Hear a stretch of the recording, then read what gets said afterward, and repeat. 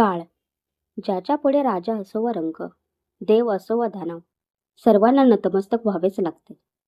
पण जर काळालाच कोणी नियंत्रित करत असेल तर तो म्हणजे महाकाल. मध्य प्रदेशामधील पवित्र नगरी उज्जैन येथे वसले आहेत. अत्यंत जागृत व भक्तांच्या हाकेला लगेच प्रतिसाद देणारं, स्वयंभू मृत्यूवर मात करणारं शक्तीचं केंद्र म्हणजेच महाकालेश्वर. शिवपुराणामध्ये महाकालेश्वराचे वर्णन सांगितले आहे.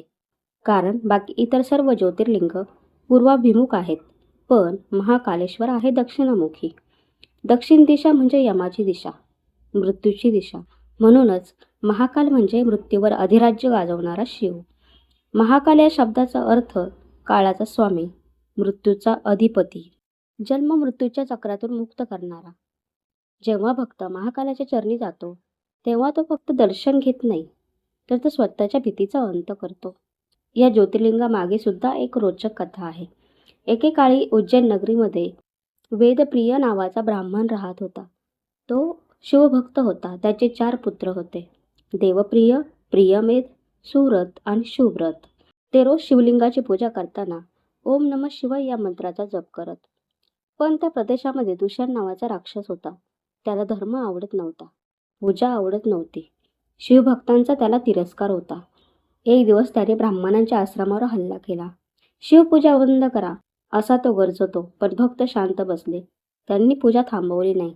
ते फक्त म्हणाले, महादेव आमचे रक्षण करतील. तेव्हा अचानक जमीन थरथरली आणि आकाशामधून गर्जना झाली आणि लिंगामधून प्रकट झाले महाकाल. डोळ्यात अग्नी, जाटांमध्ये वादळ, रूप भयंकर, पण भक्तांसाठी करुणामय. क्षणामध्ये त्या दुष्ट दूषणाचा नाश झाला. तेव्हा भक्तांनी प्रार्थना केली आणि ते महाकाल स्वरूपात प्रकट झाले. महाकालेश्वर ज्योतिर्लिंग. महाकालेश्वराचे दर्शन म्हणजे अकाली मृत्यूचा नाश, दोष शांती, ग्रहबाधा निवारण आणि भीतींपासून मुक्ती. महाकालेश्वर येथे दररोज भस्म आरती होते. ही सर्वात प्रसिद्ध पूजा आहे.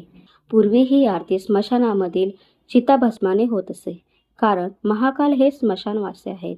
ते सांगतात, मृत्यू हे अंतिम सत्य आहे.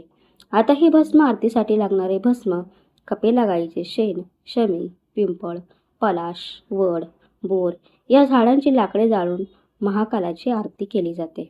भस्म आरती आपल्याला सांगते, जे जन्मले आहे ते नष्ट होणारच, पण आत्मा अमर आहे. म्हणूनच महाकालेश्वराला भस्म अर्पण करणे म्हणजे मृत्यूची भीती जिंकणे. हे मंदिर एक ऊर्जा केंद्र आहे.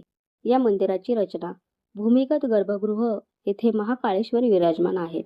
दुसरा आहे ओंकारेश्वर मंदिर, तिसरा आहे नागचंद्रेश्वर मंदिर आणि चौथा आहे गणेश मंदिर आणि कार्तिकेय मंदिर.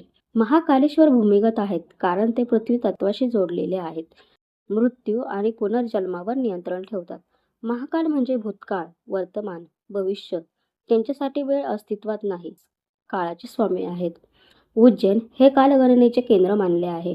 याच कारणामुळे उज्जैनमध्ये बनवलेल्या पंचांगांना खूप महत्त्व आहे. ज्योतिषशास्त्रीय वेळेची गणना करण्यासाठी उज्जैन हे सर्वोत्तम ठिकाण आहे. महाकालेश्वर मंदिराची इमारत परमार काळातील म्हणजेच 10 ते 11व्या शतकामधील मानली जाते.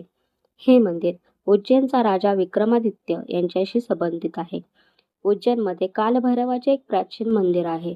या कालभैरवाला शहराचा कोतवाल मानलं जातं. या कालभैरवाला चांदीच्या ताटामधून दारू दिली जाते.